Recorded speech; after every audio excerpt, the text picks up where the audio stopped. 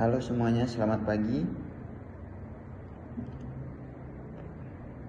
Perkenalkan, saya Rahmat Suhadalawang, mahasiswa Manajemen Sumber Daya Perairan, Fakultas Pertanian Sains dan Teknologi, Universitas Warmadewa.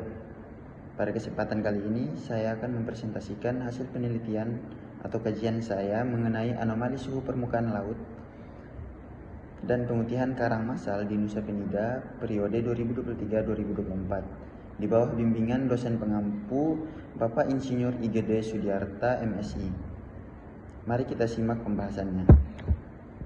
Anomali suhu permukaan laut dan pemutihan karang massal di Nusa Penida periode 2023-2024. Analisis kasus pemutihan karang. Krisis termal perairan. Lokasi studi Kawasan Konservasi Perairan KKP Nusa Penida Kelungkung, Bali. Kasus terjadinya pemutihan karang massal mass coral bleaching yang ekstrim pada periode 2023-2024 akibat lonjakan suhu permukaan laut SST regional. Penyebabnya kombinasi antara El Nino kuat, IOD positif, dan tren pemanasan global jangka panjang yang melampaui batas toleransi karang.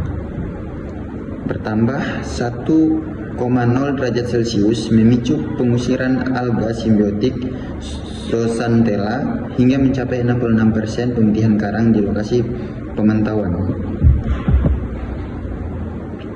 Ringkasan parameter maritim.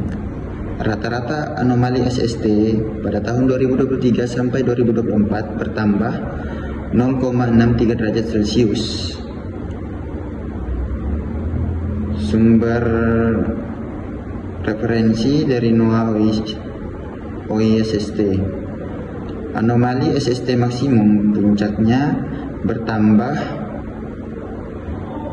1,41 derajat Celcius pada Desember 2023. Bersumber dari NOAA OISST.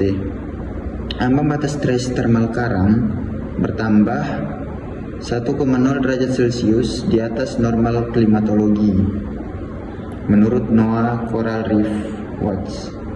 Kecepatan angin rata-rata 2-9 meter per second bervariasi atau musiman. BMKG sumbernya dari BMKG wilayah 3 Denpasar. Rata-rata suhu udara harian bertambah 28-29 derajat Celcius. Bersumber dari BMKG wilayah 3 Denpasar. Tren anomali SST bulanan dari tahun 2023 sampai 2024. Pada diagram berikut, analisis SST merangkak naik sejak pertengahan 2023. Tepatnya pada bulan Mei, menembus garis stres kritis pada Oktober 2023 dan memuncak secara ekstrim pada akhir 2023 akibat interaksi super El Nino. Analisis pelemahan angin muson. Puncak muson timur 8,5 meter per second. Kemudian puncak muson barat 5,9 meter per second. Fase pelemahan Oktober sampai November 2023 turun menjadi 2,9 meter per second. Pelemahan kecepatan angin yang signifikan pada periode September-November 2023 menyusut hingga 2,9 meter per second, sangat melemahkan daya dukung upwelling, pendingin alami perairan, sehingga terjadinya bleaching. Mekanisme interaksi atmosfer laut. Yang pertama, pelemahan angin. El Nino dan IOD positif mengganggu keseimbangan tekanan, memicu pelemahan parah pada kelautan angin muson timur dan dari tenggara. Reduksi upwelling. Lemahnya angin mengurangi tegangan permukaan wind stress, menghentikan pergerakan massa air dingin upwelling dari dasar samudra. Akumulasi panas. Tanpa pendingin upwelling, pendingin alami laut atau upwelling, radiasi matahari memanaskan lapisan campuran mixed layer, menciptakan anomali panas ekstrim. Dampak nyata perubahan iklim ada 3. Yang pertama, peningkatan marine heat wave atau kenaikan suhu dasar global berpadu dengan fenomena intertahunan menimbulkan gelombang panas laut ekstrim yang mematikan bagi biota sensitif, khususnya karang. Pemutihan karang berulang, interval pemulihan ekosistem semakin sempit karena frekuensi stres termal berulang memicu kematian massal terumbu karang di kawasan segitiga terumbu karang dunia. Yang ketiga, keruntuhan sosial ekonomi pesisir. Kehilangan terumbu karang mengancam sumber penghasilan nelayan tradisional, mengganggu pariwisata selam, serta memperbesar potensi abrasi pemukiman. Strategi dan mitigasi bencana dan iklim. Sistem peringatan dini membangun integrasi data satelit NOAA Coral Reef Watch dengan BMKG untuk meramalkan indikator Degree Healing Weeks (DHW), memberi waktu siaga bagi pengelola kawasan konservasi sebelum stres termal memuncak.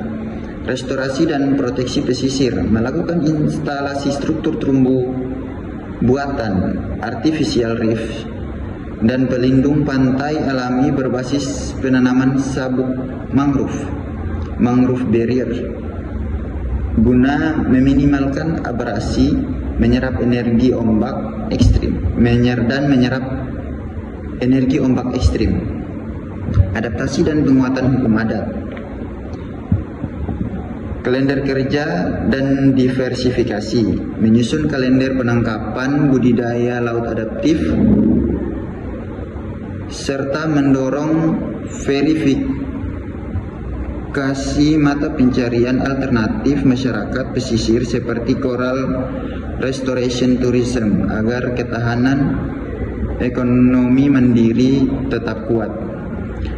Regulasi lokal berbasis awik-awik, mengoptimalkan hukum adat laut awik-awik untuk menegakkan zonasi ketat serta menutup sementara titik wisata selam yang terindikasi mengalami pemutihan parah guna memberi waktu regenerasi bagi karang. Program edukasi masyarakat. Citizen Science melatih nelayan dan pemandu selam untuk mengidentifikasi gejala pemutihan, bleaching, dan melapor langsung secara digital. Green Tourism menerapkan pengenalan alur wajib, briefing sebelum tur selam, pelarangan menyentuh karang, serta pemakaian tabir surya aman karang.